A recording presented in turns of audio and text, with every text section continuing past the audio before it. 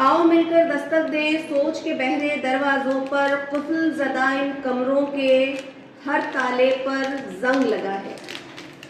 قفل زدہ ان کمروں کے ہر تالے پر زنگ لگا ہے، اندھے کمروں کی خاموشی ٹوٹ رہی ہے دستک دینے والوں کی علم کی چند آوازوں سے۔ واہ، ہلکے ہلکے دستک ہو، ہلکے ہلکے دستک ہو، یہ دستک ہو آگاہی کی، یہ علم و عمل کی دستک ہو۔ یہ قفل تمہیں سے ٹوٹیں گے،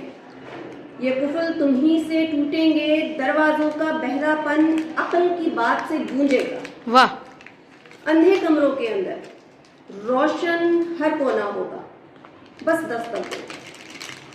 بس دستک دو، تم دروازوں کے باہر ہو، آزاد فضا کے پنچھی ہو، وہ قید میں ہیں،